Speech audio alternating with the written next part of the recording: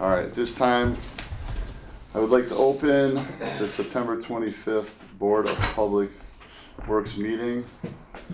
The first item on the agenda is call the roll call. Myself, Tom O'Brien, William Julianus, and Philip Abear are all present. So at this time I'd like to ask if anyone is, besides LCAT, is recording the meeting. Yes, Bob Tadia. Thank you. Anybody else? No one else. So the first item on the agenda moving forward is review and approve the minutes of the July 29th, 2019 meeting. Has everyone reviewed the minutes? Yeah. From that meeting? Saying anyway, I wasn't even here, but I reviewed them. Any conversation? So I'd seek a motion to approve the minutes of July 29th, 2019. I'll make a motion to approve the minutes of the July 29th, 2019 meeting. I'm sick of it. All those in favor? Aye. Thank you.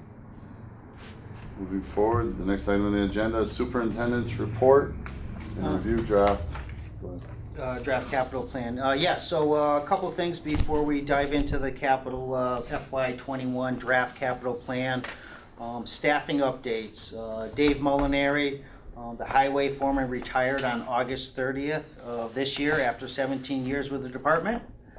So good luck to Dave. Also, the department hired a new stormwater foreman, Josh Crescetier. He's been with the department for 4 years and expect great things from him regarding our new MS4 requirements moving forward. Other than that, we did receive our mini excavator last week, Daryl. Yes. So that's in the yard. We're working on getting it registered, get it out there into the field, and getting some use out of it. Okay. So I'm gonna, for the capital plan, what I'm gonna do is go through each division. And if you guys do have any questions, feel free to ask each individual in the audience pertaining to their department. And we'll go from there. Any objections? No? Sounds good. Okay. So I'm going to start off with the building maintenance division. Our number one priority for next year is to look for that 150 kW generator for town hall at 88,421. The second item for the building maintenance division would be the new town hall elevator. We've been working on this for a few years now. We received a grant last year for $50,000 through this CDBG program. So we did hire an architect engineer to go through the process. So our real number came up to about $916,942. Our previous number was based on just an elevator with no walkways or glass or anything else, just a shaft with an elevator. They took the design, took it forward a little bit more, so it doesn't match the existing building, but it doesn't take away from the existing building. There's a lot of glass and panels and stuff like that, so once those drawings become available, I will share them with you. Okay. The last item on the building maintenance division for FY21 is to replace the library carpets. They're original with the building, and I believe a lot of them have, they're actually become unglued. There's pieces of rug just sticking up and everything else, so it's time to replace those. So that actually came in, this year's number came in about $10,000 less than last year at $110,643. And that's all I have for the building maintenance division. If you guys have any questions. Should we keep on leaving the elevator in? How many years has it been rejected? It's probably been at least 5 years. And you've looked at alternatives of even a walkway from the library over? Yes. Versus Looked an at elevator? many different alternatives, and adding that pathway to the library increases the square footage. And I've been told by the planning department we cannot add any square footage because then that triggers parking requirements, and we are already well below our required parking based on the size of the building. But those are rules that we make up. And you're talking $1 million almost. By the time you get done putting an elevator in a building that's some degree, we're already stuffing people in. And sooner or later, or probably sooner than later, is somebody's gonna have to look at office space dealing with the town hall. And whether or not you employ the whole building as far as office spaces, to spend $1 million, you could always go get office spaces somewhere and use the first floor, and the second floor would still be used for storage and stuff rather than public access. And you wouldn't need an elevator. And I wouldn't need to spend $1 million overall, because all I've been seeing in the town hall is squeezing people in closets and making room to put people. Sooner or later, we're gonna have to face the fact that office spaces are gonna have to be located somewhere other than that town hall. And whether we wanna spend another $1 million or more, putting an elevator in that's probably gonna be storage space on the second floor of that building. I just think it's a waste to put in. But that's my personal feeling at this point. After a number of years of it being shot down, and you're telling me you can't put a walkway because we don't have a couple parking spaces? Just so you know too, I am working with Carolyn Brennan. She is writing a grant to cover half the cost of the elevator, but that's not gonna be for probably at least another year. Just, like you said, I'm always looking for alternative funding for a lot of these projects, like the elevator. Which is good, Bruce. I'm just bringing up of saying, I'm gonna spend $1 million because you can't get me some more parking spaces to put a walkway through in a building? We already have an elevator in the library. And a walkway's increasing space in a building?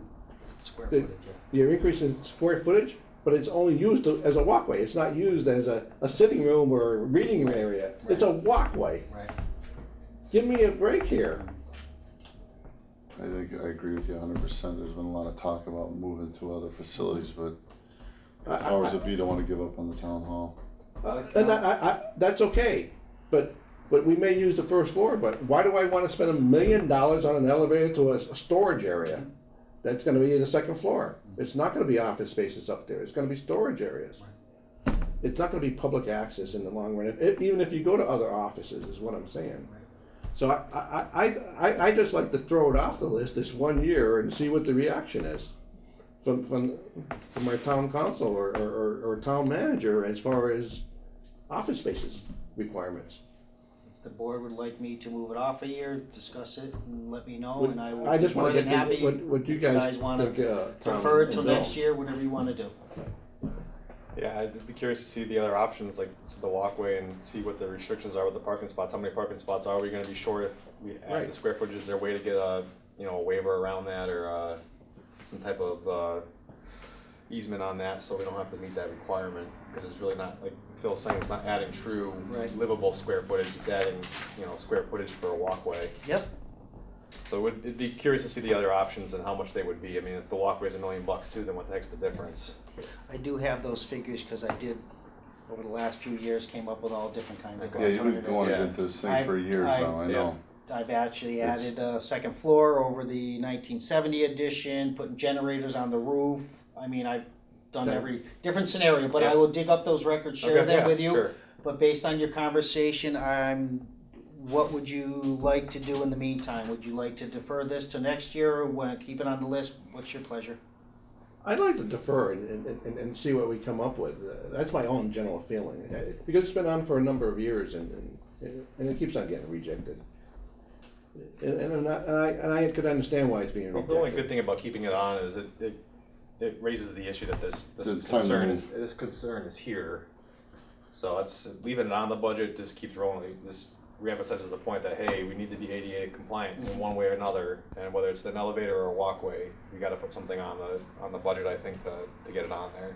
And $1 million goes a long way towards the argument of moving to another facility. Yeah, too. Sure. So I'm not opposed to it either way. There's no right answer here. I tend to agree with you, Tom. Oh. There's really nowhere to answer, but at some point, I mean, just by, you would raise hell with the American Disabilities Act by taking it off, because that would be neglect or So whatever what I word can you do, want to if the choose. board agrees, defer to next year, I will do research But- again, the other alternatives, and talk with planning again, and this was denied from the planning department a few years ago, so probably 5-6 years ago, I don't know the exact dates, but of the previous administration over there. We could defer with the understanding that the conversation takes place to explore other options and to point out to the town council that $1 million is a foregone conclusion as far as whether you do an elevator, walkway, build out.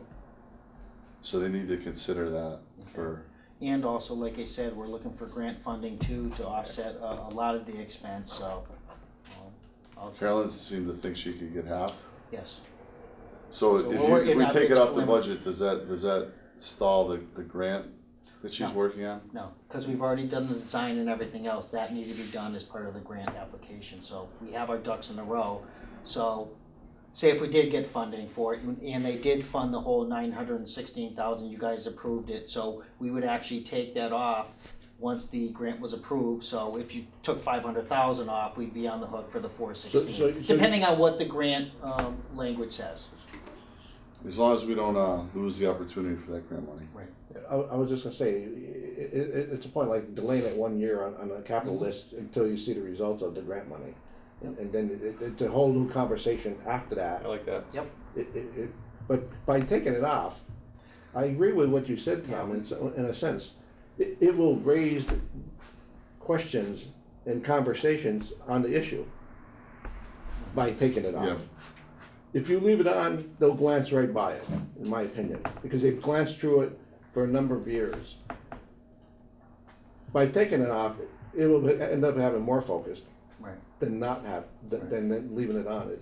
So it's not, we're not forgetting it, we're just deferring it to next year, looking for optional funding avenues, and looking at maybe just, like you said, I'll research it again and try to see if a walkway would be sustainable, or see if it would even work. Like you said, I'm, depending on what the pleasure of the planning board is, but how. Maybe the planning board needs to look at office space. Right, That sounds good to me. Bill? Yep, we're good with that. okay. All right, so planning, our building's all set. Any other questions regarding any of the other? So, I know we probably want to move on, but a question on the library carpet. How long has that carpet been in there, and does it make sense to put carpet back into a high traffic area? Should we consider other flooring material? We can always put area rugs down, which are not $100,000. Right. But moving is the most of the expense. Right. So that's what I'm thinking. If you put down tile or Carpet's cheap, then it'd be about the same price but moving all the books and shelves. right. So I'm just thinking for long-term projections, right? How long is the carpet good for? 10, 15 years before we have to replace it again? 20 years? Where tile is more of a You gotta remember this too, acoustics is a big. I was thing. thinking acoustics. It's yeah. a big thing, with the VCT you have that reverberate in the space, and I'm thinking that's why, okay. Yeah. because even the foyer is cork, so it's, I think, somewhat, sound absorbent Sound too, damping. so I think they're very mindful of this, the flooring they put in that facility, so. Okay. Being so tall, it'd be like an echo chamber if it wasn't core. That's what- Okay. Right. All right. Sounds good to me then. And like you said, what's the moving expenses, Joe, alone? 70? 70,000. The moving Just to expenses move is a lot. back and Well, forth. they're gonna And take you- everything out, And, put it in and, trucks, and- wait and- a week and put it back in. and you had, the bid you put in the plan was from Sittler? Yes. Would you be going out to other bidders? We'd have to bid this You'd whole have to project do it. out. You have to bid it So out it's just an anyway. idea. It was just a, Yeah. okay. The- No, not to say that Sittler is not a good moving company, they are, don't get me wrong. But there's a number of moving companies in the area that are at the same level as Sittler. Like I said, even the project actually decreased by about $10,000 from last year. We were kind of surprised about that. The cost is 70,000 out of 110 to Just there's no move. other options for like moving, doing an area, You moving need back, to or it's the same? catalog everything, it's Everything's all gotta gotta be- be in order and boxes labeled and There's not it's enough room nothing to the move the shelf. DPW would, You couldn't compress all the shelves together and then do the half and move it out, you'd be. You can't. I don't know, there's not enough room upstairs. you have to Upstairs, take it the almost one half off-site is- or. It's half books, half floor, there's that much. And the kids' room is there's all kinds of furniture, there's several rows of books and all kinds of furniture there, so it'd have to be taken out in order. Put new flooring in. I know it's, sometimes you go through this process and price these things out and you're like, Just trying to wrap your head yeah, around. right, How exactly. old is the flooring in there? Original. It's original with the building, library, I don't have that with me. Or something. Oh, one, yeah, It's so. not even 20 years old. $76,900 for the moving. 3/4, 75%. Mhm. Yeah, it's just moving. You're not getting anything out of it other than Well, pretty expensive Taking the carpet. books well, it's, a lot of people use that facility. No, Yeah, I you know what I not mean? to- I It's- agree, there's a lot of people that use it. But the cost, like you said, getting your head around the cost of the moving alone is, yeah, it's a lot. Yeah, there's no volunteer group that's gonna move books. Where do you move them to? Well, that's the Well, problem. the whole thing is in an orderly fashion also. Right. So. Is that it? Anything else? Good. Good. Moving on. All right, we'll move on to the highway division.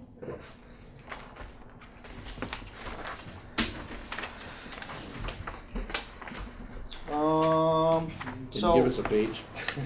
31. oh, sorry, I have mine tabs. Yeah. Yes, You guys it's, didn't get tabs. it's actually page 30 is the 5-year plan.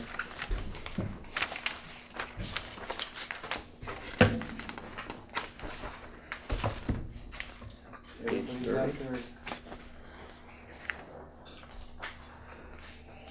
Now that I'm looking at this, the, Give us some pages.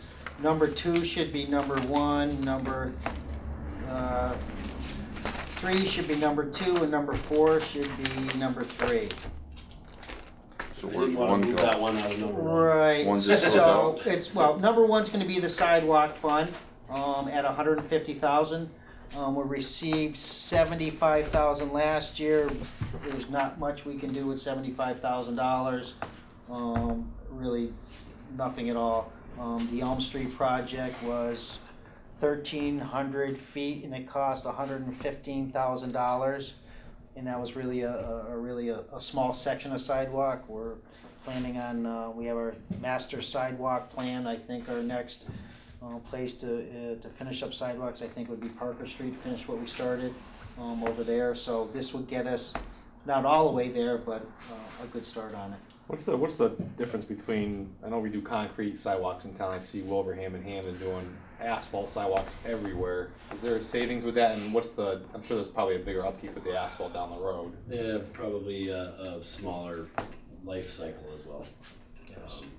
So, You're probably talking with asphalt as a sidewalk, and depends on what you put down for a base and top coat, or if you're just doing a base coat. I mean, there's so many different scenarios, but it would be definitely cheaper to put down, but it probably wouldn't. 10 maybe years, last maybe? half the time. The problem Or is. less. 10 you get- versus you put the concrete's bases there on, you for get the old 30 years. lumps and stuff, Right. and Well, you get kids walking. Like Me you're saying, personally, I'm a concrete Yeah, guy. me too. Yeah. Concrete. Oh, I mean, the think Yeah. concretes that last cheesy. forever. I've seen Yeah. that. I've seen that in Wilbraham, and Yeah. You see them putting them in everywhere in yes, Wilbraham. so. I think it's a really, really cheap fix, maybe for emergency purposes or things like that, or residents are really concerned you're- about you're- safety. Yeah, you're and- getting a safe Right. walking down Main Street. Right. You got a sidewalk. Yeah. But every time you get to a street, now you go concrete with the Yeah. pad and Right. the detectable warning panel. Yep. And then you're back to Asphalt again. Asphalt So- again. It's a good question, though, Will. Okay. yeah. I mean, it could be looked into. Yeah, I'd be curious yeah. the footage and Okay. how big of a concern it is for the residents. I know, I hear from a lot of fellow parents is that there's not ways to walk to school for a lot of the kids that are Right. required to be in walking distance of the school. Is this a way You know, it's a granted, maybe it's not the best solution, but it's another option that we should maybe consider. The problem that keeps popping up too is, yes, we have a master sidewalk plan, and yes, we have new sidewalk to put in, but we have a lot of old sidewalk that's It's gotta be gotta be maintained. maintained. Definitely. And I don't know if we have any asphalt sidewalk in town. Don't we have a little bit Just on patches, Pleasant? just patches. We got some on the Verizon building. Right, in here, front of Pleasant. Into the center on Right, Pleasant there's Street. probably a There's 50 a small foot, section there. but that's it. There's And some patches on It- Elm it's- Street. There's a couple patches here and there, you know, Right. a lot of it's, any asphalt stuff, if you ever tore a pad out and just patched it, you know, Mhm. I'm sure the gravel underneath is just tore it out and put asphalt in. Right. Or it's asphalt on top of concrete, Right. you know, there's, the prep work probably didn't go into it We'll properly. look at the difference, and like you said, this is our draft proposal. Yep. We're gonna come back for our, proposed capital plan, but we'll get those figures for you. I'll what call. the difference I'll is just and- call over to Wilbraham and see what they paid per foot on Yeah, Main Street it'd there. be interesting to see, and maybe talk to their DPW director to see what their mentality was and Right. why they What went with the reasoning asphalt. was, Right, yeah. why did they choose asphalt over concrete? Maybe it was cost, maybe it was something else. Right. Do some benchmarking. Okay, Or let me ask you, was it in a particular use area?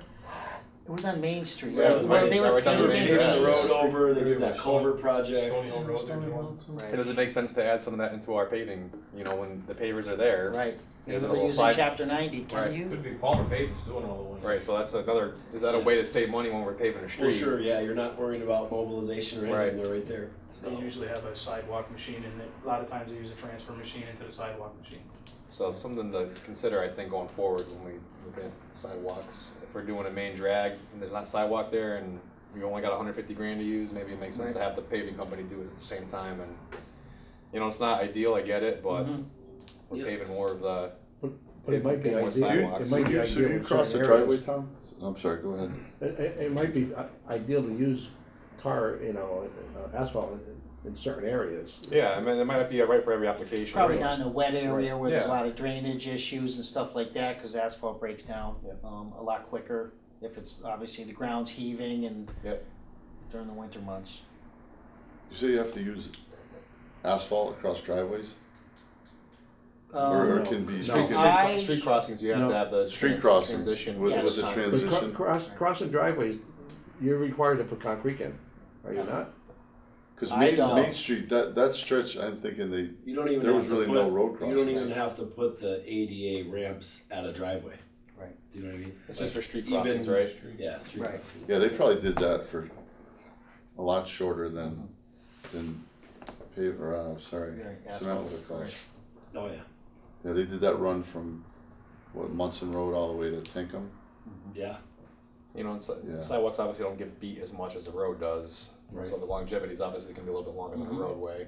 Sure. You know, how old is the bike path? That's all asphalt, right? Mhm. That's a good Right. test case. It all comes down to the base you put down, Yeah, really. yeah, and What that's- it comes Yeah, I down agree. to. You gotta do that cost estimate, is it 3-6 inch base, whatever you're gonna put down per base, it makes Sure. a difference, and what is that price comparison to concrete? Mhm.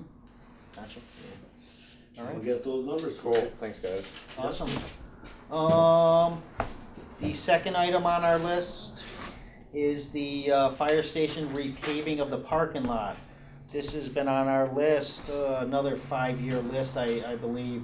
Obviously the fire station was built on a landfill.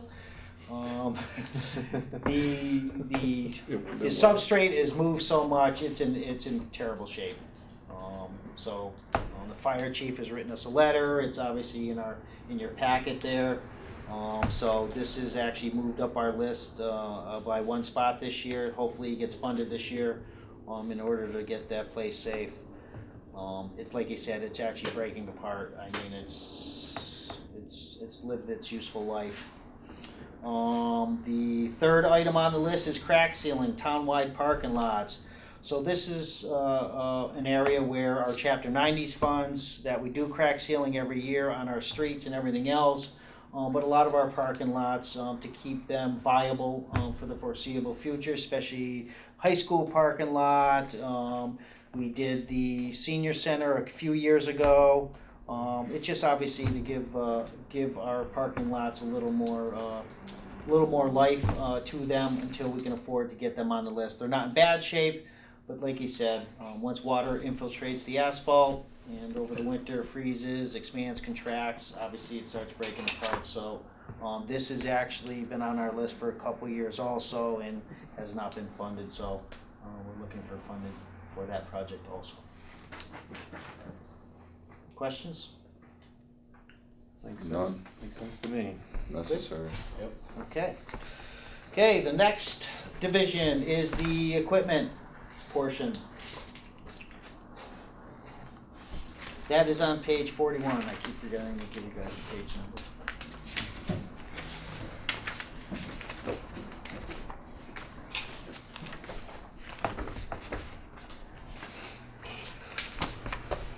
Also, if you wanted to kind of look at a few different options in your packet I gave you also, it kind of gives you a scenario of, I gave you a fleet schedule also, if you guys want to look at that compared to your other list. I know it's a lot of paperwork, but I kind of put that together so you can kind of get an idea on the age of the equipment and everything else that goes along with it. Tom, I think it's in, I don't know, where you have your fleet schedule, but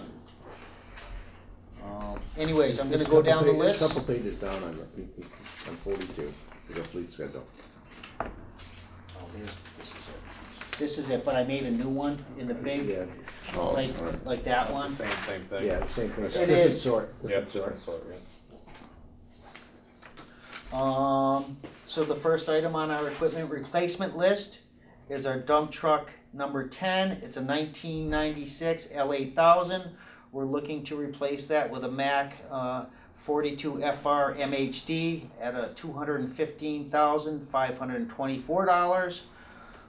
The second item on our list is to purchase another Groundmaster 5910. We purchased one, I don't have my list in front of me. Do you know how old the other one is? Couple, 3 years old. It's a 16, 2016. So we're looking to replace an old Toro that was purchased, I think, in between 08 and 03, we're going off the serial number. right. Which- It's an 03 The 03. replacement. We bought it used in 08 or 09, I believe. Yes. It's just obviously with the Parks Division, I know residents are very concerned with us keeping up with our mowing schedule. This will give us the ability to have two of these machines out there with a 14-foot cutting width, I believe. And obviously help keep up with the mowing on a more regular basis if need be. And maybe even the ability to cut maybe more than once a week if need be in certain areas. We put this on the list obviously to replace that old piece of equipment, but also to help with our field maintenance program that we're putting together. Third item on the list is a dump truck number 4. It's a Ford L8000 1997. We're looking to replace that with a Mack 64 FR MHD, and that is at $260,522. The fourth item on our list is the Elgin Street Sweeper for $234,108. The fifth item on your list is to replace our truck number 3. It's an F550. It's a 2001. We're looking to replace that in kind with another Ford F550 for $96,188. The sixth piece of equipment on your list is to replace truck number 81. It's an F350. It's a 2002. We're looking to replace that with another in-kind vehicle, a Ford F350 for $58,358. And the last item on our list is to replace the flatbed truck number 73. It's an F800 1999, and we're looking to replace that with it's actually an F550, but we're not getting a dump body, it's going to be a flatbed. And we're looking to replace that for $95,311. And if you have any questions, you can ask Mr. King. So this is the first year we're using Just to explain everything to you, there's colors associated with each vehicle depending on the fund which we will be looking to fund that. So the third vehicle would be funded under the Water Enterprise Fund. The street sweeper would be the first item for our stormwater enterprise fund to fund that vehicle. And then the number 6, the truck number 81 would end up going in, would be funded out of our sewer enterprise fund. So 1, 2, only 3 vehicles would be general fund. The rest of them would be funded out of our general, or our enterprise funds. So the two Macs, they just differentiate in weight, We are trying, axles, what? there's truck four, through the water department, we'd like to go with a 10-wheeler, for obvious reasons of be able to use one vehicle on the site, be able to put a little bit more material in a vehicle, so we're not, every time we have a water break, we're not going back and forth every 5 buckets. We have no 10-wheeler. No, we have all 6-wheel trucks. It's been something we've talked about, it's been brought up many, many years, it just no one's ever tried to step forward and see if we should do it. Right. And with the cost difference, it kind of benefits us one, at the water break standpoint. Any construction jobs that we are doing, you might not have to have 2 trucks running all the time, you might be able to have this at one. It also benefits us in salting and sanding operations. Truck's not coming, you can put more material on that vehicle, send them out to some of the further areas. That way that truck's not coming back as soon to fill up again, instead of, less travel time in between, instead of maybe getting more area covered during our salt and sanding operations.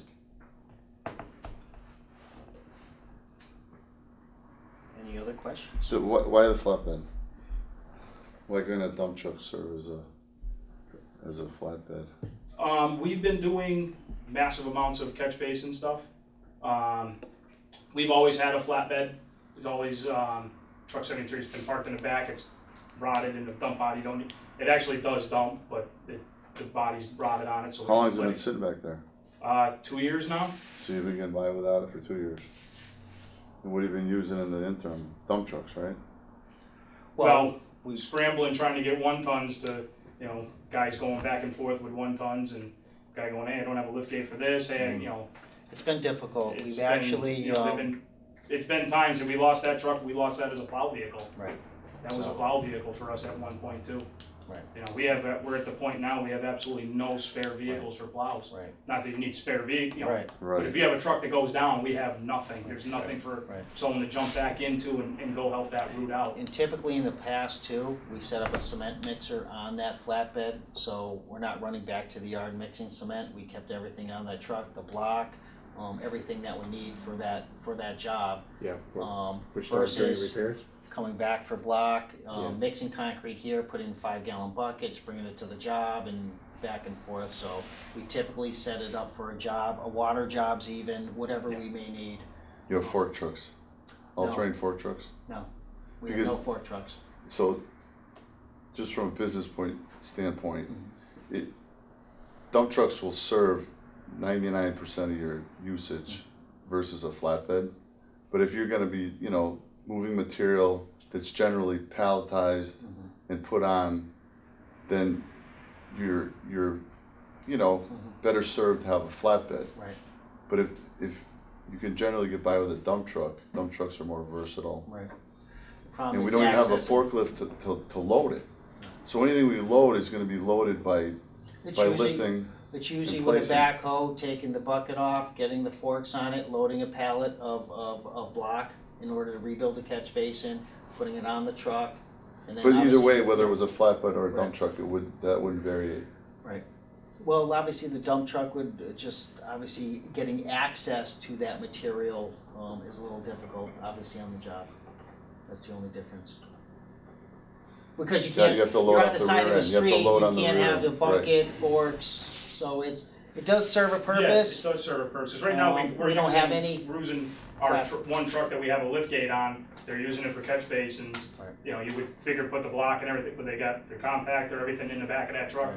We've lost a Right. 1-ton dump truck that we usually use on So- farms, and Right. everywhere else, and that truck's got the lift gate, and that's the only vehicle right now we have with a So- lift gate. Right, so So truck it- 3 was another one that we actually used for that type of work Truck 3 is too, actually so- spec'd out just like the truck 28, Right. with a lift gate and stuff, so. And truck 3's in the same situation as number 73. We had to disconnect the piston, the frame is rotted, The body, the it's body of the unsafe to truck operate. Body is not, it just rotted through. No, but Yeah. generally you're gonna wanna have, you know, fork ability. Right. I mean, you could always buy a fork attachments for the Bobcat. Right. We have forks for the Bobcat. Yeah. You do have. Yes, we have forks for the Alright. Bobcat, we have forks for the backhoe, we have forks for the loader. We just don't have, we don't have a forklift, but we do have that availability to that, and we have, you know, both when we get our new Bobcat, Mhm. we'll have, you know, forks will obviously go for either vehicle. This will, do you have a dumping? Mhm. Capability to, Okay. yes. This, we also, when we put this together, we also, which we don't have, is a sander, a poly sander to go on the back of this truck for the winter, to do smaller parking lots, get into parking areas that we've never had that before. So while we were there, we thought, you know, another option of going forward is, because we get a call, you got one of the big sanders driving up on sidewalks at schools or driving into parking areas you can't get to, you know, it's not really We've actually hit corners. beneficial to be, both building corners with trucks, and it's not really beneficial to be driving that heavy of a truck on any sidewalks. So we That's why they actually tremble. thought about that while we were doing this. That's why you don't want. So these, the poly sander is just a plastic sander? Yes, and we didn't see the Yeah. reason of going with a stainless one because of price, the poly was Right. much cheaper. Yeah, for sure. Doing And then it's the same crack 'em though, off. instead of being a dump body mounted, it just mounts on the flatbed. Goes on the flatbed and you use tie downs. Ratchets, you know, heavy duty ratchet The bindings. thing that stands out the most on all these is not just the utility of the vehicle for different jobs, Tom. But I see a problem with the age of some of this equipment that's coming up. Is a definite Oh, problem. yeah, there's no question. When I that they see need replacement. 1997, It's just $750,000 2001, 2002, you know, and the critical jobs that these vehicles are providing for the town, they're critical. You know, winter times with sanding and plowing and stuff like that. There's going to be a point where we're going to have to replace A lot of it. a lot of this that are getting 20 years old. How much money did we get awarded for fiscal year 20 for? For truck Yeah, replacement? do you have that number? We did two Oh, trucks. yes. I know we got a couple new trucks this past year, right? Right. Look at the Bobcat, right? Look at that. Yeah. So, last year, we were awarded $71,567 for the JD mini excavator. That was split 25 sewer, 75% water. We received the stormwater foreman's truck, which we did not receive yet, for $45,000. Pickup truck. Replaced Bobcat number 53 for $46,000, and the small tractor, that field tractor, I guess, for $27,000. So Couple hundred. 80, yeah, around there. And we were looking for around And a million last year. that for wasn't it. even a single really vehicle. This was the only vehicle we got was an F-350. That was it. We got And no dump trucks. no dump trucks. No dump trucks. This is what I'm saying is our equipment is going to have to start being replaced when you're reaching 20 years on these Yeah. critical items And some of and, these and, vehicles, and I the mean, roles they play. Well, and you can see the amount of money and the condition of some of these vehicles in the photos we've sent to you. We have been band-aiding these vehicles, floor replacements, everything else. I mean, I don't know if you even have a cost on what we've dumped into these trucks over the last few years. I've got, over last few years, just truck 10, was $34,748. And truck 34,000? 34,000, and then, I spoke to Bruce about this, we gotta be going back 2008, 2007, 2008. The appropriations committee, I was in the garage at this time, they awarded us some money to buy time into these vehicles. Truck 4, truck 9, and truck 10. Truck 10 was awarded 25,000, put a new body on it, sandblast and paint it. The thing's already rotted through, and Right. so we've already, you know, another 10, we bought 10 years out of it. And it was meant Same to thing be with the other, by you know, the 5. same thing with truck 9, we went through the same thing. They awarded money for that truck to put a sander on, I mean, not a sander, a body on it, and sandblast it, paint it, and buy some more time out of it. This past year, we've spent many, many hours of fixing rot in the cabs. Actually, safety issues. And truck 10 Carbon monoxide coming in through the cab. Truck 10, The they exhaust will not, we can't get it to pass emissions. They will not give us a sticker for this truck. It just, we've tried everything, you know, and we just cannot get the truck to pass emissions. What's the used market like for these larger purchases? Is it The ones that we have Take now, it they away. they You mean scrap. for, you're saying for No, purchasing, like, Oh, instead of buying new, you know, it's hard to pallet $250,000 for a dump truck for the town, I'm sure. Right. You know, you can buy sharp at an auction. I'm cheap, that's why Right. This I is- can't go to an auction. I'm a municipality. I know, it's just tough yeah. for me. And so is for- that even an option to buy used vehicles? I don't know. We have It's to something procure to everything. look at. Right, that's not, I wasn't sure how the bidding process, but how would you do that for, you know, a used vehicle? You Right. can't really I- get 3 different specifications on a used That's vehicle, the you never know what thing, you're gonna right. get. Right. my You can't biggest, do a proprietary spec either. That's a my whole biggest different. worry on new vehicles with the new emission standards is you don't cheerful. know what you're buying. Right. You don't, with the emissions and the electronics in these vehicles nowadays, it is a major issue. You could get something that regened for, we have one sitting in our garage right now, which is a 2014. It's got so many idle hours on it, and it's been regenning, and it's gonna need a motor. And you don't know you know, you go to an auction or you buy something used, how long's that warranty? That's what scares me about the newer stuff. In the At last least two when you Macs, buy we. brand new, you have Yeah, that the warranty, last same- two- yeah, the backup. Right. from the- In the last two Macs Mac trucks we did purchase, we're getting the $30,000 pound rear end, 25,000 pound front end, just because of the work we do. So we're using this equipment, obviously, for the support of the town. We're doing construction with them and everything else. Therefore, that's why we're looking at new vehicles. I'm not sure what we're gonna get when you're buying a used vehicle. I've never seen it happen since I've been here in the last 13 years. I don't know the answer, Tom. If you could find out. Used Because- vehicles? Yeah, see if there's any type of regulations that surround, you know, town investigating buying a used vehicle, and what kind of requirements that puts on us. The new vehicles are, well, junk. They're sold. Well, sometimes Electronic sometimes you can find a, that's, and now you gotta, now the mechanic, you go one step further, now the mechanics need the tools to work on them, Right. you know. If so you now buy you're buying- smartly pre-emission, What's that? if you buy smartly a pre-emission vehicle, Hmm.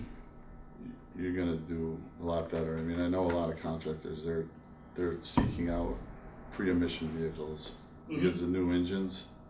Oh, yeah, the emissions, yeah.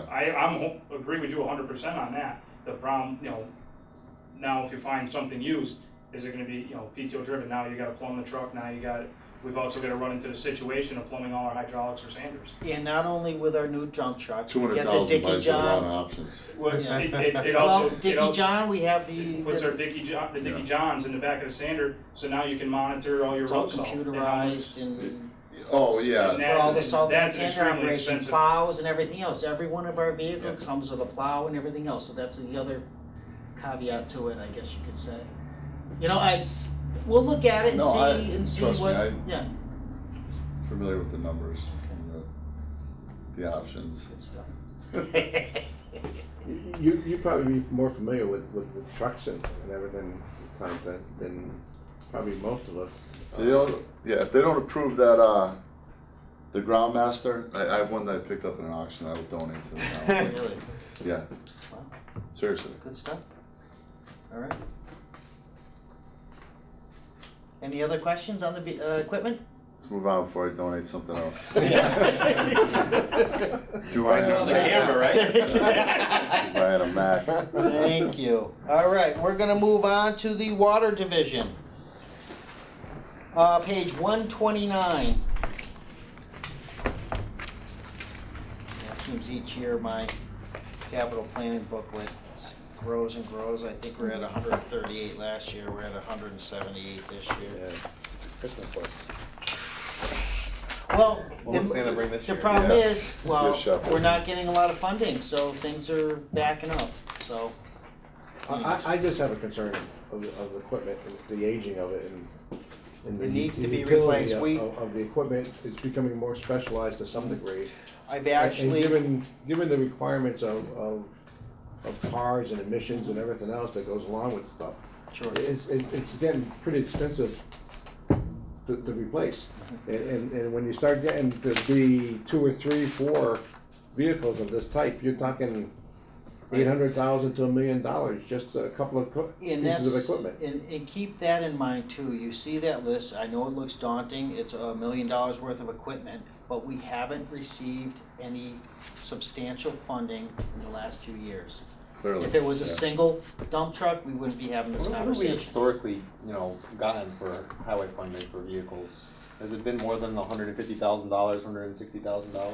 Well, the previous year, and I'd have to go back and look, I think we received a dump truck the previous year. Yeah, we did, I believe. But, We got one and dump truck. maybe one pickup truck. It's been very sporadic, nothing consistent, Okay. which it should be. And we put this vehicle Yeah, we- replacement plan together and no one adheres to it. From 2008, and I want to say when the vans were bought for the building maintenance division, we went through many, I want to say probably 2 to 3, maybe 4 years, there was nothing bought. Yes.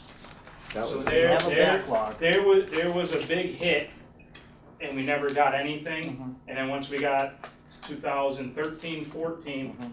we got a couple pickup trucks. We got truck 5, and then we started Right. finally replacing some of these older vehicles. And actually, 2 years ago, Mhm. one of our smaller Ford Rangers broke down. We ended up going out and buying a used one for $7,000. So I think there's a right area to buy a used vehicle. Yeah. I don't think a large dump truck would be that option. A small, a Yeah, smaller F-150, vehicle. 250 maybe Yeah, or something. right, or an F-150 or something like that. Just because how substantial a big dump truck is and the moving parts and I don't know a lot about them, but Right. everything that goes along with them in our plowing operations. So anyways. All right, moving on to the water division, page 129. First item on your list is meter and module upgrades for $131,136. The second item on your list is pump station communication and PLC upgrades. This is only 25% of that project. The other 75% is in the sewer division. Any questions? We had the meter module upgrades in there last year too, right? Yes. Did they get funded at all last year? No. No. No. Okay, so this is a carry through from last year. Well, in We've been paying by purchasing meters out of our operational budget. Okay, so you're using your O&M And it's revenue killing and us. we're buying them as needed, but we can't Can't keep it up. keep it up. I don't know. I agree. yeah, it's crazy. It's crazy. It's crazy to be operating this way. I don't I think agree. that it seems like somebody doesn't understand how much intensive labor and work and material and parts go into running a water and sewer Plus- and road, Plus you're nickel Major and infrastructure. you're nickel and diming buying pieces of equipment that you should be buying in a whole batch. Mhm. You're getting the best price for the whole thing. You know, maybe you spread it over 2 years, but you have a contract that stipulates that. Right. But this go out and buy it when it breaks down, Yeah, it's not a good way to operate. it's not a good way to be operating. No, and we're finding, like you said, the batteries are 10, 15 years old. They've outlived their, They've what they were already supposed to. expired. Every single one of them that's out in the field. So do we except just the ones we replaced. estimate water readings at that point if we don't get a good reading? No, or- we've been paying it out of operational, but, you know, comes a point in time, come January, when we run out of money because we spent it all on water Right. meters, what do you do? Right. And we need them. That's our revenue stream. Any other questions? Pump station and communication PLCs. Want to give just a brief? Was that one included last year too? No. No, The communications? no. This is the first time this one's in Silex? This is our satellite pump stations, all our radio communication systems for all our system, our SCADA system. They don't make parts anymore, so we have to go out and upgrade every single satellite station that is out there. What's a PLC? I know what it is in the electric industry. Computer. Yeah, It's the brains of the programmable operation. logic controller. Yeah, it's all computer based now, right? Yeah, Yes. Yeah, it's all. If that thing dies, the whole station goes down. Goes down. And we don't know where the levels are or anything else, so it's a pretty critical piece of equipment to upgrade. And these were installed 2001, 2002. You know, like any computer, Mm. 5 years later they're out of date. Mhm. These have Yeah. long since outlived their life expectancy. Yep. Any more? That's all done by a vendor, Felix, or is that in-house stuff that you guys do? Vendor, because they have to be programmed. Right. Each station has to be programmed separately. Yeah, this is a total, we would help obviously if there's any electrical Yeah. things Right. that need to be done, Yeah, some absolutely. minor Yes, changes yes. to the. But it's mainly programming Yeah. and installation. And those stations that are not on fiber optic that use radio communications, the radios that we have in the stations now, that company's going out of business. So as the radios fail, we have nothing to replace them. And So we these- lose communication altogether. In order to install the update new the whole radio, you system? have to change, pardon? You have to do the whole system? Yes. You have to change them all. Frequencies are all The company different. is physically dissolving. Yes, they did in July. They're done. This is a mass DEP requirement to have these things operational. Otherwise, we'd have to staff them 24/7, Right. 365. Do they have what are- outside vendors? I'm sorry. So what are the ramifications if one of these things fail and there's a spillage? There's gonna be Sewage overflow. there's gonna be or fines from the DEP Oh, and, definitely. right, so At minimum. Public Right. safety, Yeah. health hazards. You got everything. Tom's gonna be working the stormwater stuff even harder than. draining brooks and ponds, it'd be great.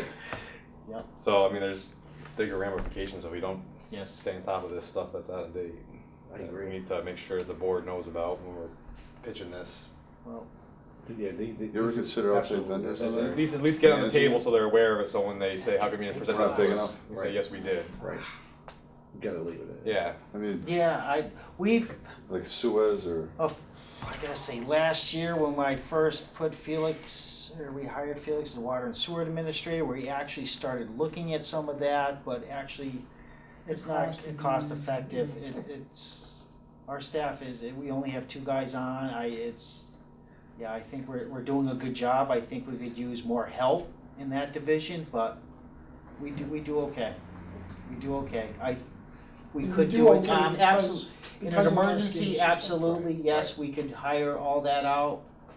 I don't know the costs. This equipment still needs to be upgraded regardless of, even if we did that. Because they would actually get access to our system, and that's how they would manage it, and we would get rid of our staff. Well, yeah, Not really. no. who manages after hours? There's a So, guy on you call have every an single on-call day. guy and- 24/7, we're ready to Yes, handle any 24/7. situation. So if you get a sensor, Yep, they're in. it 2 what o'clock is in it the called, morning on a answering Sunday, service? we come in and we take care of it.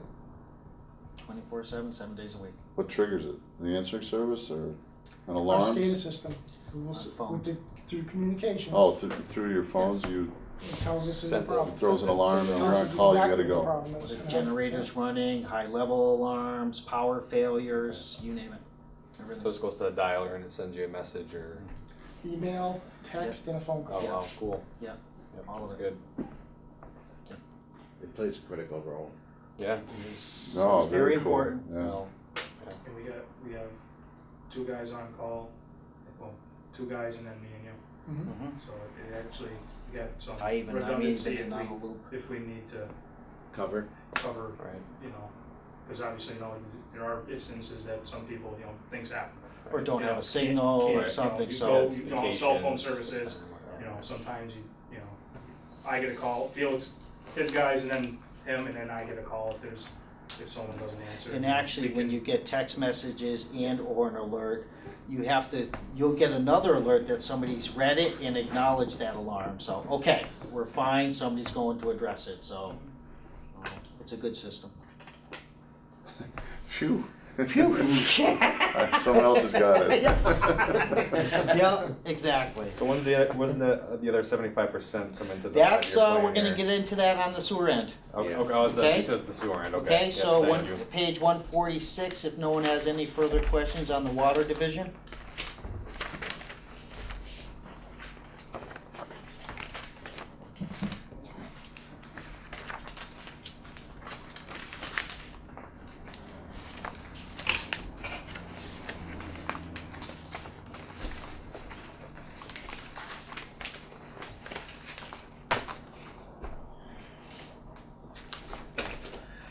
Okay, first item on the list is our inflow and infiltration projects. This is an ongoing project we must do every year, part of our DEP requirements. That's $100,000. Our wastewater flow monitoring meters for $533,500. And that's the next item, number 3, is our pump station communication 75%. PLC upgrade, 75% for $340,000. Meters are just killing us. Mm-hmm. Well, this is the flow meters. This is one of those. No, but yeah, Yeah. across both departments. Yes. And are we behind the curve We don't have any flow meters in any of our No, I 7 mean, connection points for sewer relative to all systems. the ones that are out there? I don't understand the question. Well, the X meters in the field, Right. I mean, what is the overall condition of, But we're good with It's our all water, over the place. our water meters are great, as long as we can keep up with it. We keep up with the replacement. As batteries die, if we can't replace them, Well, right, and we're getting by, but like you said, we're taking out operational. Obviously, by bidding out or buying in bulk, you're getting obviously a much better price also. So you gotta look at it from a few different angles. So these wastewater flow monitors, these are going to the interconnection points to Springfield. Yes. And then, right now, our sewage use is based off of our usage. Yes, and estimated. And Estimated, right. So Estimated. we're probably paying a lot more than we need to be is what it This comes is, down to. I am very potentially. adamant about getting these in and done because I believe we're overpaying. But obviously Can't with prove it. It's hard to without estimate. data, it's not an easy task by any means, and I can see why previous administrations haven't done any of these. It takes, it's a lot of engineering, it's a lot of cost. But like you said, in the long run, it will pay off. We'll have a better handle on actually what we're giving to Springfield, and give us some just concrete data, and give us real-time data when it comes to inflow and infiltration. So there's a lot of good that comes out of this in some of these instances too. It's kind of mandated by the DEP to get these figures more accurate and coming up with a plan to mitigate some of these items. So A lot of people watering lawns today. Yeah. They were paying for it in the wastewater, right? Mhm. Yep. Going Yep. down the sewer Yep. drain. Yep. It's based on input rather than Mhm. output. So any questions? none? No? Okay, the last division is stormwater on page 177. There is no items on your list, so you don't even have to turn to that if you don't want. You're welcome. Tom got off That it? easy. Yep, that's it. So I guess before we move on to our regular scheduled business, I will get you some information regarding the elevator I'm gonna move off to FY '22, but also get you some information moving forward on planning board and how that would stand on installing a walkway. We're gonna look at alternative items or to see if we can stretch the money on our sidewalk fund or see if it makes sense at our next meeting to do asphalt versus concrete. and then do some research on some of these big dump trucks on funding through a used consortium Yeah. or on the used market and see what that's all about and see if it makes sense. I have one more thing. Yes. It seems like the list of vehicles we have is large.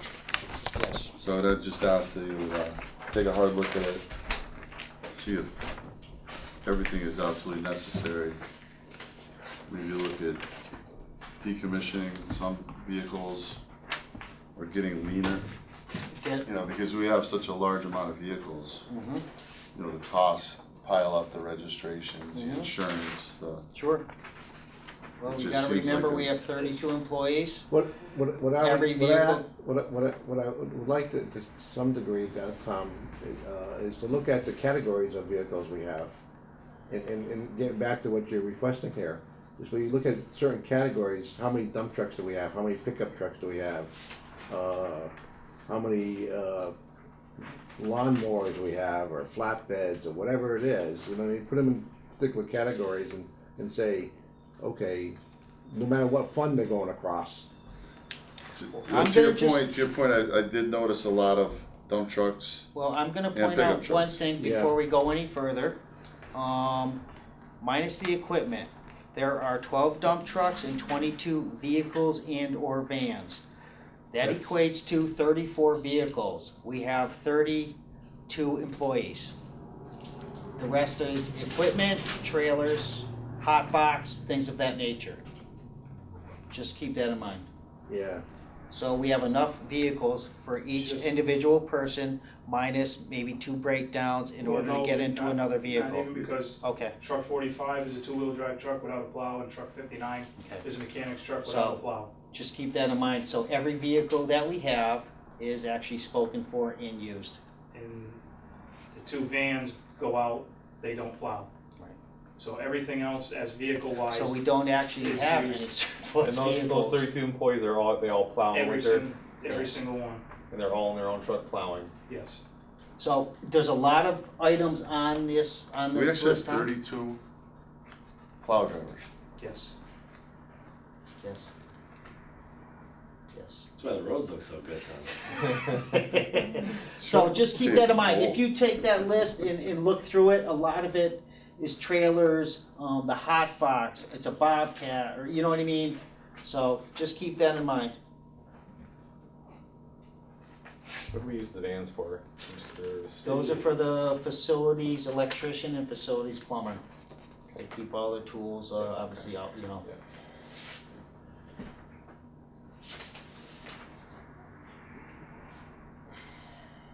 And also we have on this list is all our generators. For Yeah. all our No, I know it's not all vehicles. Yeah. And I, So you know, I I'm not just- questioning. Yep. So just keep that in the back of your head there. It still seems like a lot. It is a lot. I look at it too. Yeah. You don't realize it, but when Right. you put it on a piece of paper, you come in the yard, you look around, you go, 77 pieces of equipment here? Or 73? Right. It's, a lot of it's, you know, so that's why you gotta look at the bottom numbers. But- 12 trailers, but- 4 admin, 23 pieces of equipment, that means like, that doesn't even include some lawnmowers, that could be. There's, our small zero There's turns and a everything. pump on there, a This is portable pump, Pretty much everything that has a license plate on it, or, you know. Right. But when you look at it, We're flapping on the Taurus. but when you look at it, you know, you only have 12 dump trucks. right? And you're using pickup trucks. to Yeah, do I plowing. know that you need X amount of dump trucks to Right. plow. So X like I amount of said, streets lion's and- share of our right. fleet is that 34 or 34 vehicles. So what you're telling me, you use many pickup trucks to do plowing? Every Every single, one, except every for two. single truck leaves this yard when we're plowing. And, Our loaders, our Do you backhoe. have no private contracts? None. none, Do other municipalities our size employ private contracts? Almost all of them. We're the only ones that don't. Right. This is the only town I've ever heard of that does all their own Be- plowing. Because it just seems like an excessive amount of trucks to carry on a daily basis. On a daily basis, if you're only using 3 or 4, then you're not getting a lot of bang for your buck. Right. If you're gonna use 12 dump trucks just for the sole purpose of Right. plowing, when it's fractional to the year, right, but relative to the Mhm. whole year, sure, sure. it it just seems like we should take a hard look at that, because you can get contracts, and, you know, if it snows, you maybe take a little bit bigger hit, but Sure. relative to, Right. maintaining a fleet, Yep. something to explore. Gotcha.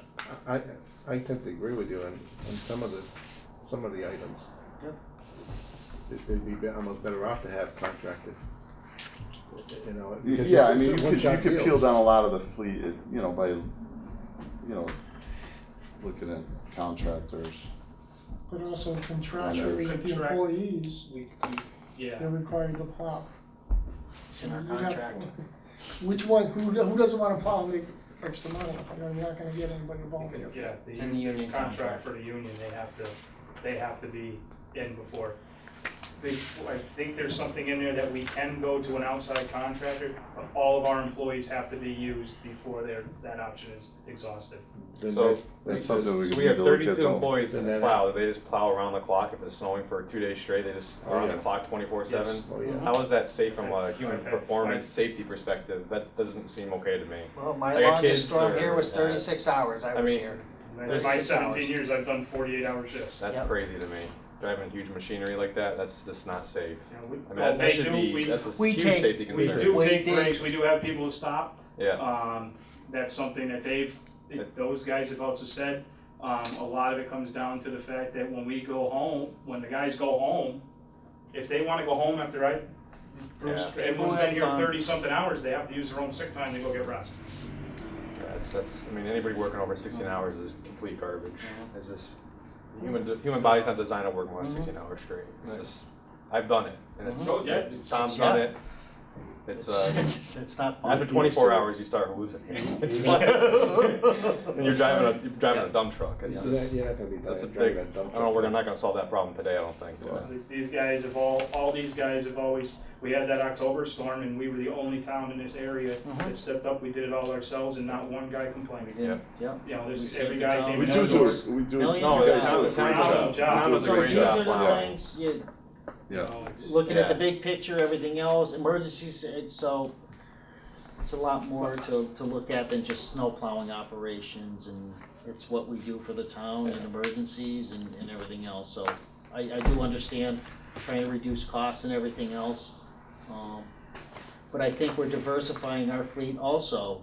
We're gonna end up moving some of these vehicles over into the stormwater fund over the next couple of years, so we are shifting things. I think we have 8 in water, 9 in sewer. So some of those expenses are being paid through revenues and everything else, so you gotta take that in consideration on that list. So Tom, if you looked at Will's list there, you can kind of see on the second page, so all these vehicles are funded through the water fund or the sewer fund. You know what I mean? So. No, but it's Yeah. ultimately there's crossover. Right. Yeah. Yes. I mean, Yep. regardless of where the funding comes Who from. negotiates the contracts every so many Yeah, years? that needs to be, I wouldn't mind taking a look at it too. Town There's a manager and the HR department Okay. did it a year and a half ago. You- I you have- do comment, I'm Okay, I was gonna involved say, with you're that. involved, okay. Yeah, this last negotiation was kind of a little weird, I guess you could say, for lack of a better term.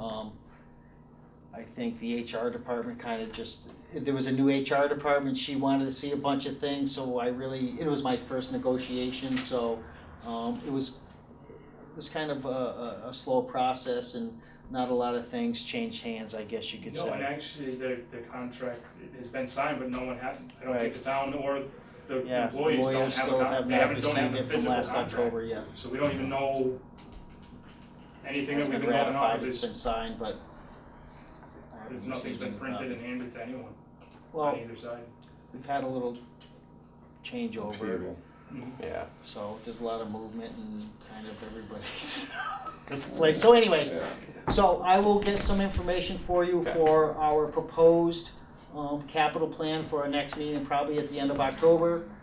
And we'll move forward with our regular scheduled business. Sounds good. Is that all?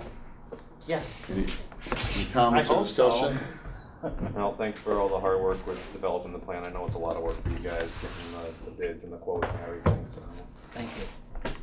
I like the idea that you guys are looking at the equipment in a sense of how to utilize it as most efficiently as possible as far as multiple roles, rather than just a plain dump truck for plowing, the size of the truck being more adequate, where you don't have to make more than one run out to a job back and forth or sanding. Time is critical.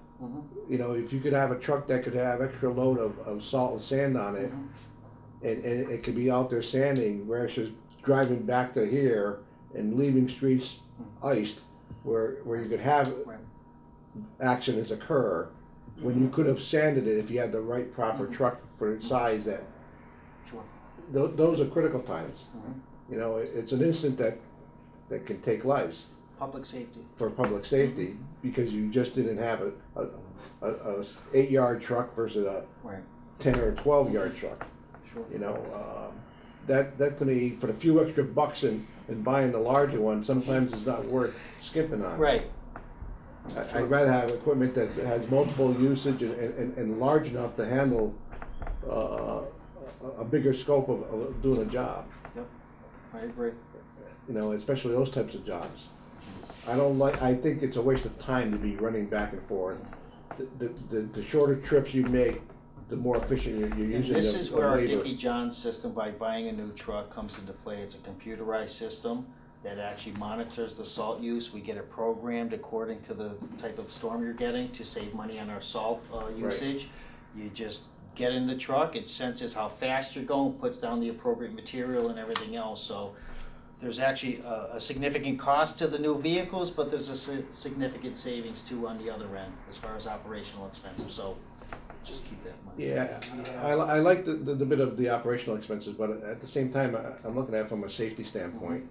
We're providing a service to the town from a standpoint of keeping our roads and pathways as safe as possible for people to use, because people are out there 24 hours. They're not out there, between a certain, 6 to 6.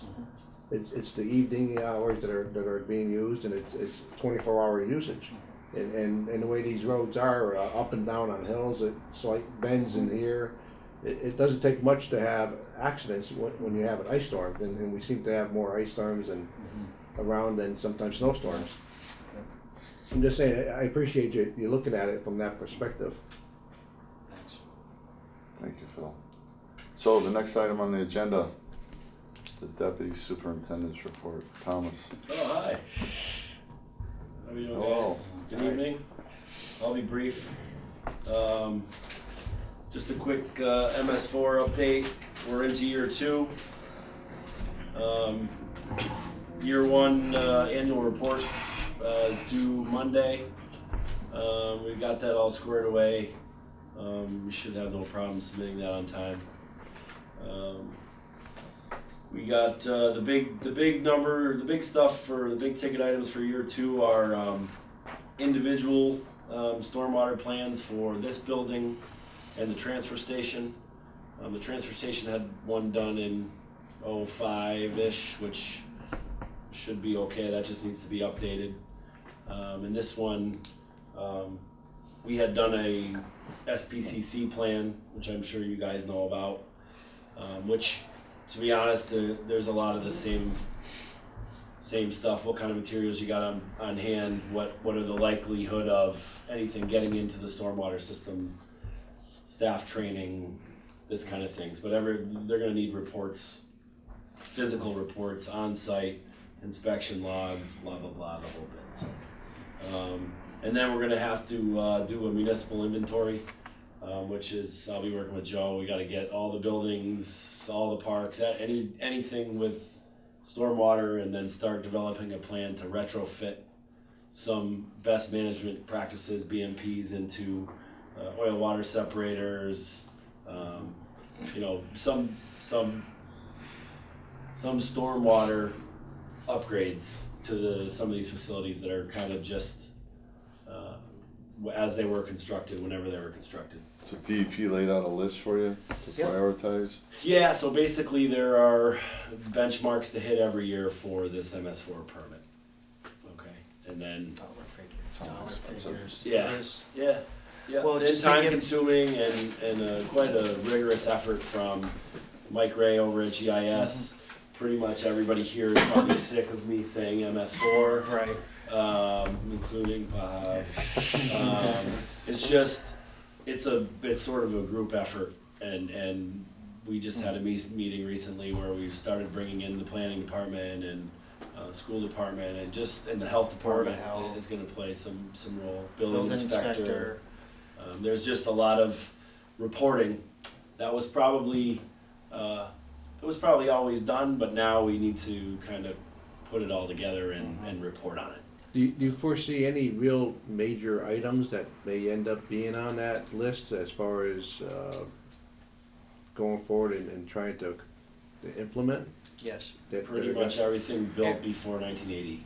Every building in our district, I guess you can say, is gonna require an oil and dirt separator. All our existing facilities with boiler room drains and everything else directly dump into our stormwater system or into the detention basin. So you can say probably $500,000, if not more, per facility for each individual boiler room, Right. Anything. And that's why we sort of put a placeholder in the 5-year plan, that we didn't ask for anything this year, but we put placeholders in. Once we get this inventory kind of put out there, then whatever the best options for the BMPs are, we'll start picking those off. And that's sort of gonna, not only do we have to identify these things, we gotta fix them, obviously. And that's the big cost with the outfall inspections and the catchment delineations, and, it's not, okay, we checked everything. Well, we found problems, so now you gotta go upstream and fix them all. So that's sort of where the cost is gonna come in on this, and that remains to be seen. I wouldn't even venture a guess as to, how much money that's gonna cost us to try to get up to speed with some of this stuff, so. But again, I think I said this before, the first couple of years are sort of administrative and kind of getting a plan together in terms of what you wanna do and what you need to do to comply with the permit. And then the hammer will drop in a few years or so when we figure out what we're missing and where we're deficient, so. Well, my question still comes down to is we should be going forward to the town manager or something and saying, these are the kind of ramifications you may have. Sooner or later, somebody's gonna have to come to the bank to fund some of these projects that are there.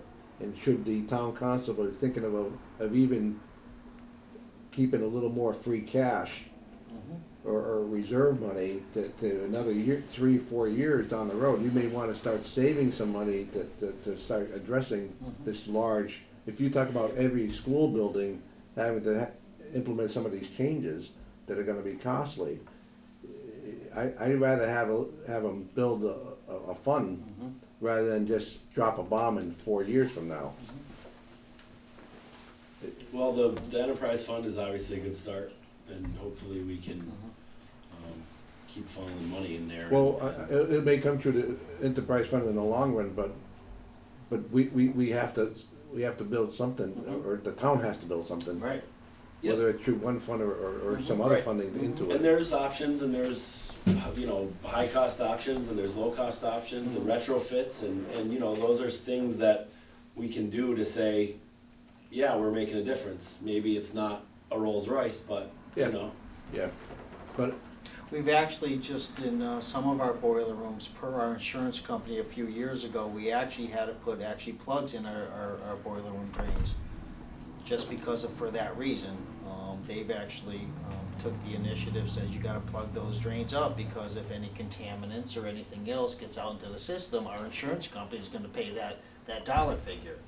they don't wanna do that. But also you're opening yourself up, if a pump should fail or anything else, you gotta replace your boiler room, and that's $700,000-800,000. So, there's, There's pluses and minuses. there's a They lot wanted you here. to plug, Yeah, we did, you did? Plug a and drain. then as soon as they There's left, we no way unplugged to- it. Well, Like a copper. well, not. Well, we don't use oil. Right, Right. Or use gas, but there is oil in all the boiler rooms. So right, chance of a pipe rupturing right, as opposed to and not having school, and you having know, a and boiler room just, flood. and like you said, we didn't take it off the next day, but it's, obviously, it's, That was It's the all chart. coming round on why, where, how with the MS4 and everything else, so, Point source. yep. And we expect to get paving in the next week or so. Palmer's back in town right now, and I think they're probably gonna be here in the next week or so to crank out. My guess is October 1st, and they probably won't leave until it's done. So we'll be done before Halloween, if I had to guess. That's it for me. Thank you. Yep. Comments from the board? I'm good. I'm good. Thanks, Tom. Yeah. Moving thank you. on. Thank you, Tom. Next item on the agenda, the Water and Sewer Administrator's Report. Yeah, I guess I'll start with our latest round of THM and HAA samples. More good news. As you know, we had the problem last December, big failure. First two rounds went well, all the samples were well below the MCL. Samples we took earlier this month, one site again failed, that's Harkness Avenue site. That's the water directly from Springfield entering our system failed. It exceeded by 20 parts per million. Nothing we can do about it. It's the water they're sending us. We have a meeting scheduled on Monday, Springfield Water and Sewer Commission, so they can discuss how they're gonna take care of this problem. Are the other towns getting the same issue? Long Meadow is getting hammered, Right, bad. really bad. Their water's worse than ours. And like you said, it's water we're directly getting from another community or supplying us. So we have no ability to treat that water ourselves.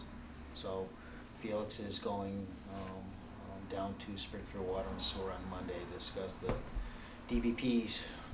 This was a spot violation or the average violation? Both. Both, okay. There's no way to pass the ramifications or the costs off. We own it. Yeah. So we just need to be the squeaky wheel to Springfield. Yes.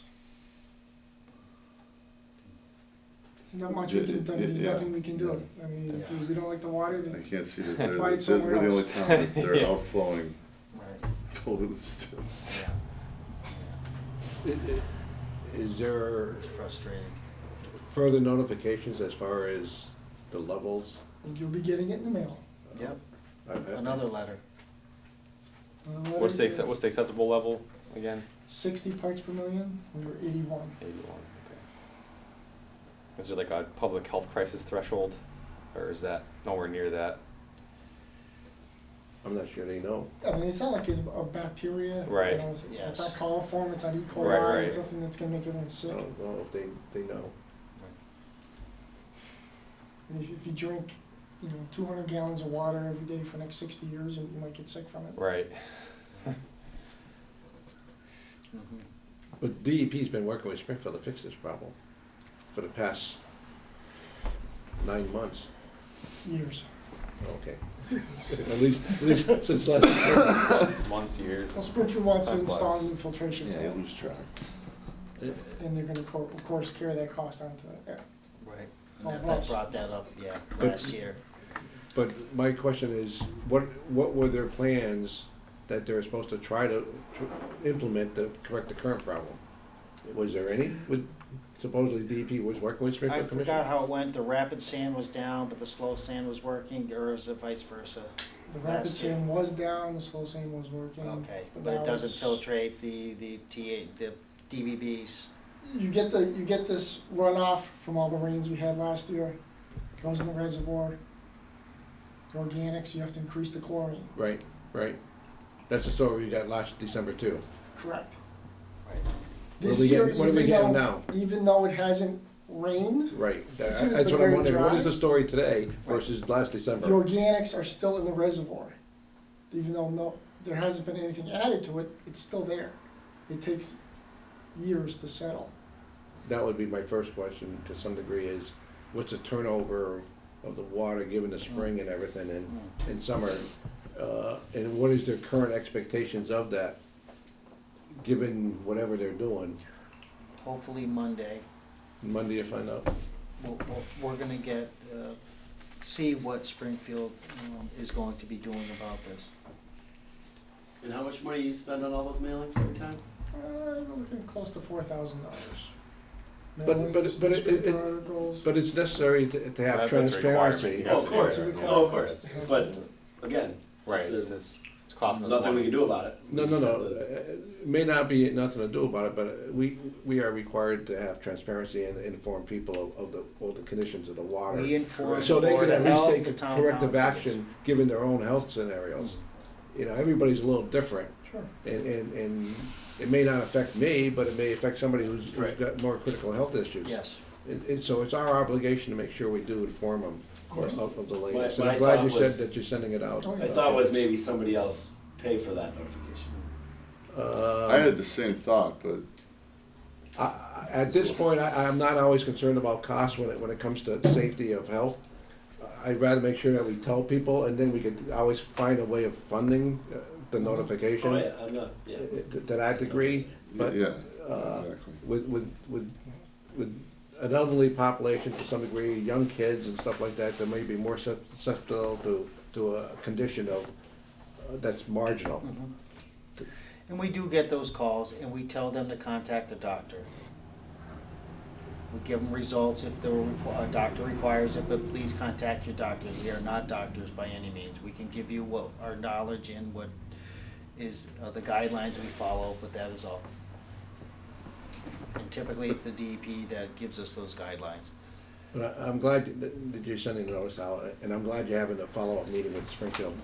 At least try to pin them down to a degree of what actions are they taking, and if they're not taking any action, it's just fate of time with how much rain or not rain and stuff like that is, what good are they at then? Even with DEP working with them, then are they giving them any answers to do? If not, then say so. I agree, Phil. Don't run around the bush, as far as I'm concerned, and when it comes down to health issues. Mhm. It's too critical today. People have all sorts of problems. Yep. So, thanks, Felix. Anything else? I think that's enough. Thank you. Moving onward, next time on the agenda, highway and utility, I'm sorry, building facilities manager. Close enough.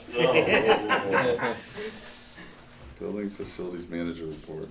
So we have the capital projects we started this summer.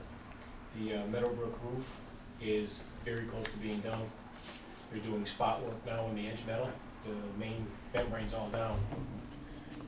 So the hot water at Mountain View was completed. So we ran the hot water line, installed the classrooms, and upgraded the kitchen to get 140 degrees for washing the dishes that they didn't have before. The Meadowbrook modulars, they're trying to replace those this winter. We have the 90% bid documents, no, 90% plan now. That should be going out hopefully next couple of weeks, get bids to get that started. Maybe working in the winter, it'll get a little more people, a little less workload for contractors, you know, so that should, once you get the other one down and get moved, that should go pretty smoothly. It's gonna be stick built, not modular. Pine Knoll, we're winterizing the buildings up there, and the pool's being painted next week.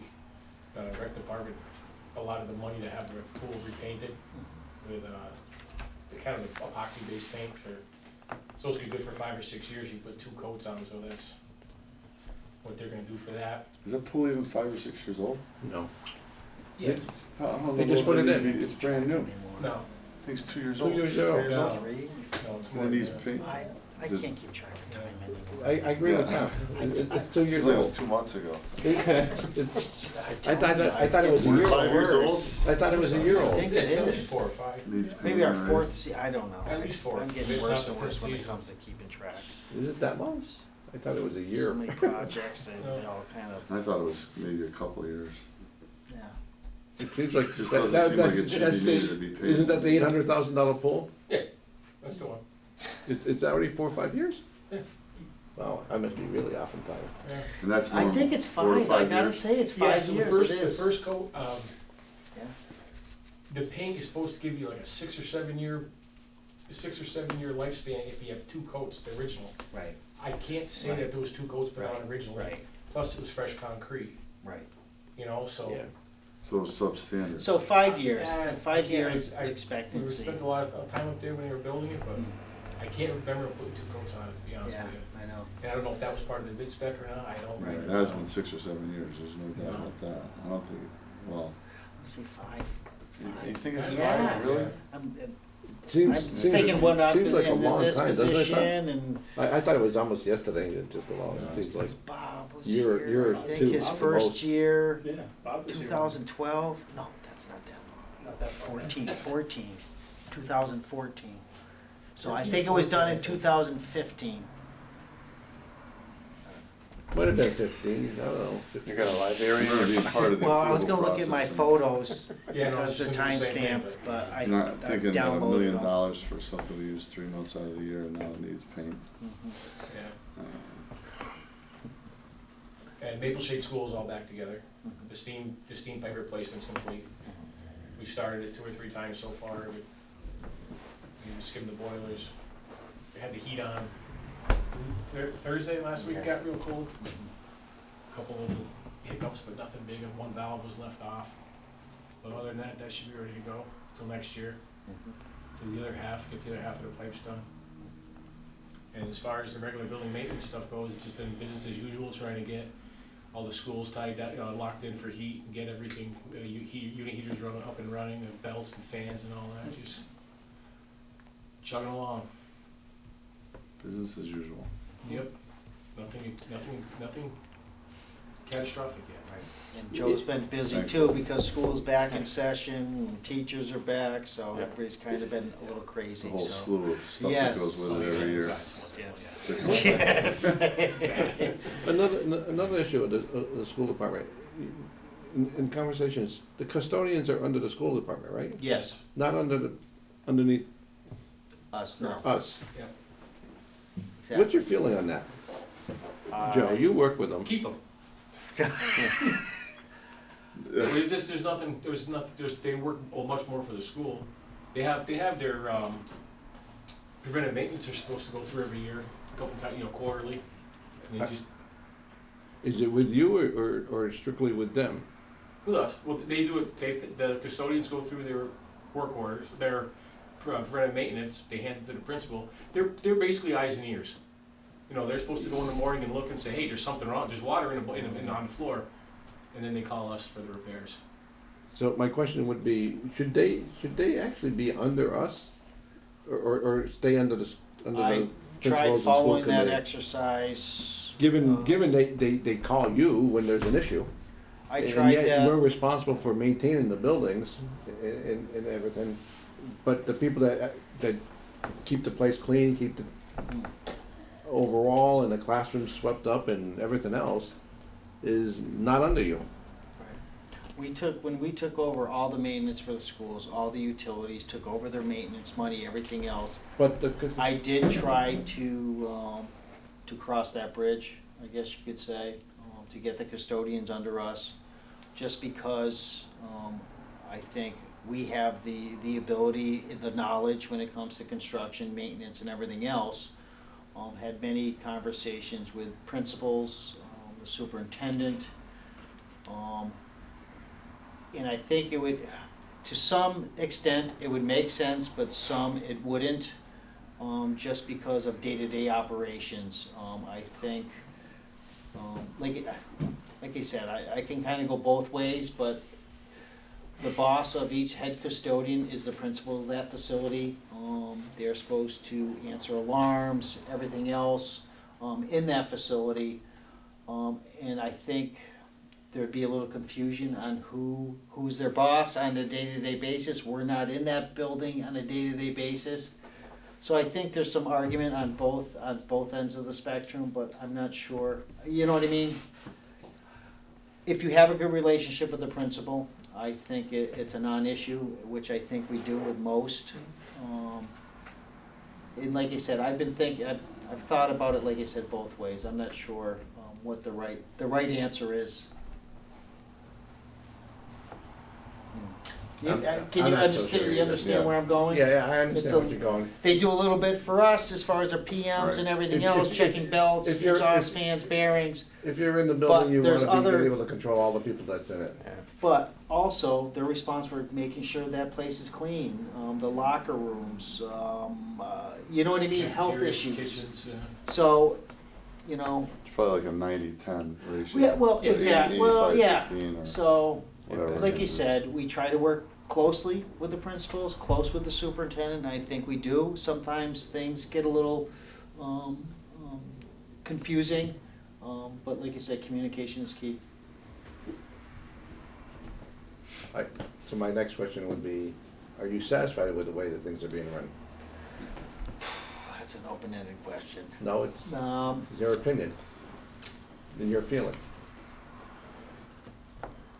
No, Okay. that's all I have to say.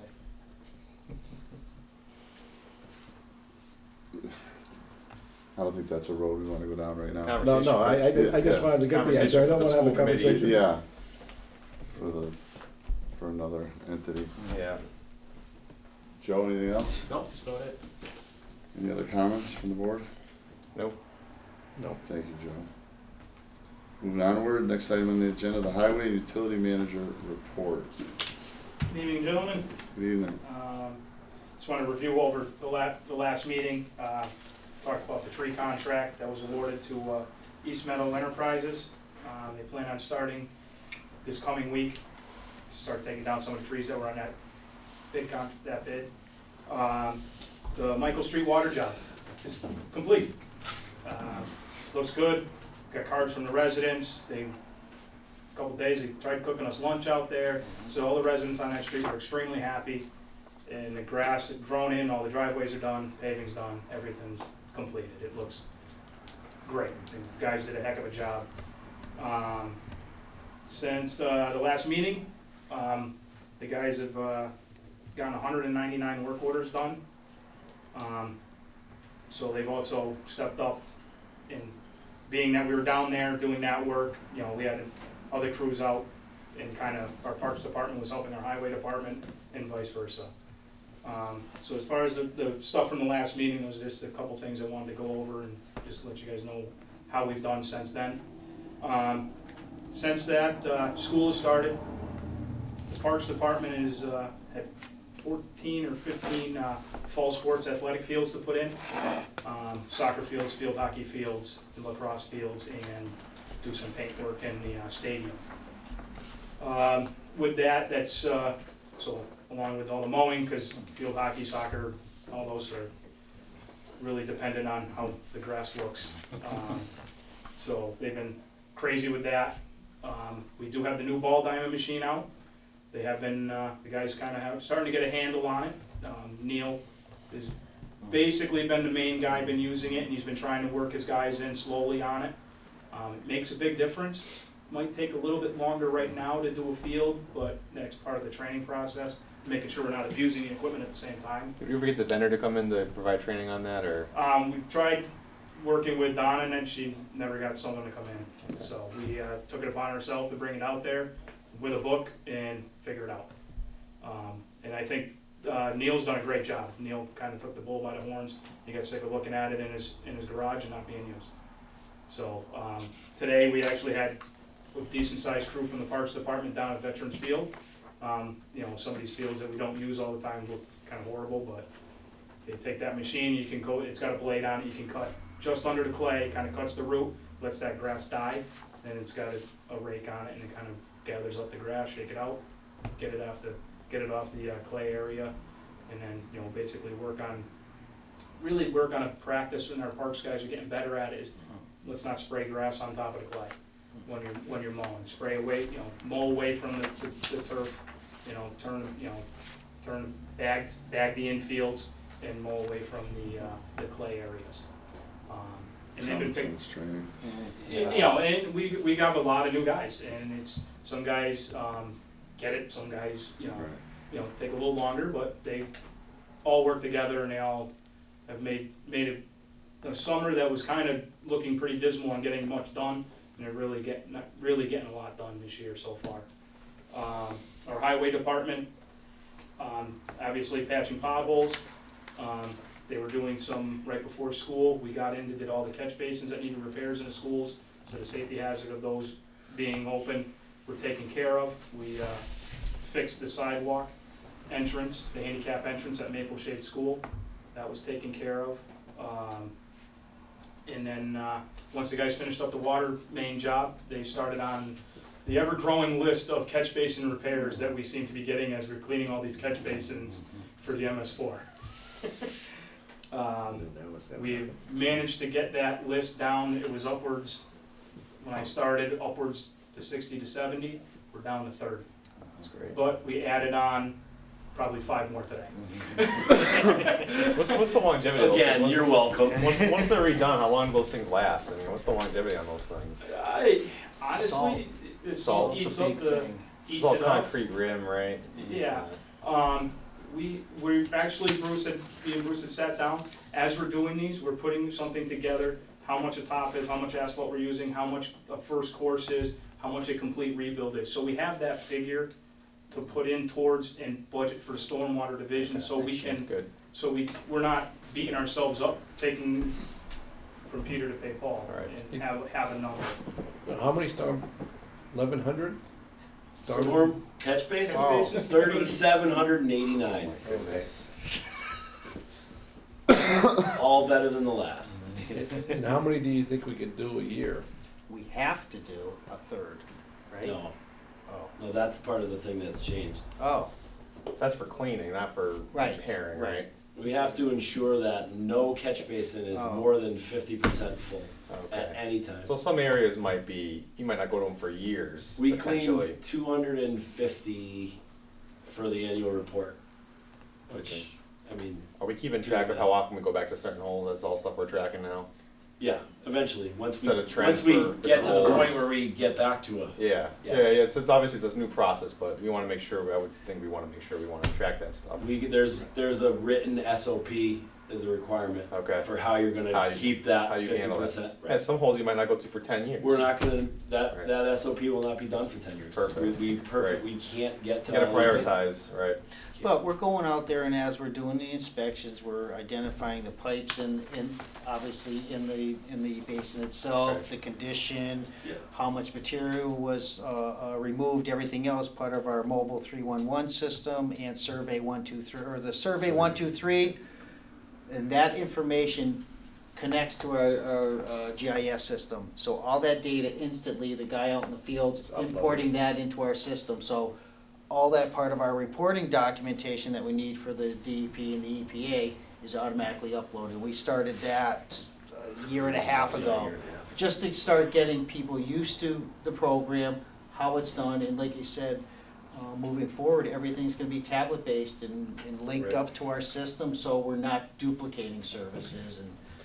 But like Daryl said, we go out and try to comply with this permit, and then we find out we gotta repair 5 catch basins, you know what I mean? So it's like Right. one step forward, 6 steps Well, back. I just wanted to get an idea, if you could hit, you said you do 250, that's not even 10% of the basins. Right. So that means that every 10 years you do a cycle. Well, that's. And that may be the Right. cycle. That's what I'm saying. If that's just the first year, I'm not sure if you could decrease that by the number of basins you're doing. My assumption too, over time, it's gonna get less and less, because we're actually putting our eyes on these. We've never done this in the history of the town, No, right? exactly, so once Most towns we have. get Right. through a whole round and repair, a few hundred, We were actually, Um, they've just did a couple that the work order's been in since 2017. right, so. So the guys out right now, they're making great headway, and it's finally, we have a chance to just go and do them. I'm not pulling them off of, I'm just letting them go and do that. Is there any record as far as the age of some of them? Which ones are older than others? Well, this is And part of that it's- process too, as we inspect everything else, the repairs, those are all documented, when it was repaired, everything. that we Majority of the Older or GIS better. system has Probably. a year installed, but not all of it. Right. And that's not to say that the top of the catch basin wasn't Right, wasn't been changed, redone. right? So we didn't have this system to keep all these records. And now every time we go somewhere, you open it up, you know somebody was there 6 months ago, right? And they pulled out 4 feet The of only sledge. the only reason why I'm asking is there certain ones you wanna try to do because they're aged so much versus just randomly picking? As far as age, sometimes age don't matter. It's a matter of what, if you're at the bottom of a hill, how much salt was going into that No, catch I basin. agree. So that could be a catch basin that was put in 10 years ago. When you get a catch basin, perfect example, on North Main Street today. Was that, open up a manhole, it's an old catch basin, they widen the road. Open up another manhole, it's an old catch basin, they widen the road. Guess what? You finally get to the edge of the road, and that's the catch basin that they're there now, but you had 3 more, they're manholes now. So what was the age, when did the last time they widened North Main Street? Right. That's how old that catch basin would be. Yeah, you know, we could find out, but I don't know how, and that one's probably. It was in easier to horrible just shape. put a drain manhole cover on it and call it good. Right. So basically, as you're going along, you're collecting data as far as condition and why those conditions exist to some degree, given the environment around it and stuff that, you know, it's a little bit of history that's worthwhile in managing the whole thing. Well, it's just to give us a better understanding too, like you said, if we get a call, it's full or there's a problem with it again, put a check mark on it that it's, you know, we need to come to this one more often. Right? Did tree work with all the storms that popped up. We've been doing small tree work orders and limbs that came down, you know, clean up all after that. All the line painting for the schools, all the parking lots have been done. All the crosswalks have been done in the school, in the central area of the schools that need to be done. Water department's been doing meters, markouts, and all that. And you already talked about the stormwater, so projects, we've worked on the transfer station, and Ball Diamonds we're still working on, and we're in the shop, they're working on trying to get some plow stuff ready. We already got a sander on one of the new trucks, retrofitting that, and started working on sanders out here, so we're not behind the 8 ball, hopefully. That's all I got. Excellent, thank you. Yeah, thank you. Thank you, Dale. Moving on. Any other business? Hearing none, we'll move on to the last item on the agenda. Schedule the next meeting. I will, I'll reach out to you guys, we'll probably schedule it, the end of October. Sounds excellent to me, Okay. guys. Sounds good. All that being said, I will entertain a motion to close the meeting. I'll make a motion to close the meeting. Second it? All those in favor? Aye. Aye. Thank you, gentlemen. And break. Thank you, Thank guys. you, Kelly, thank you.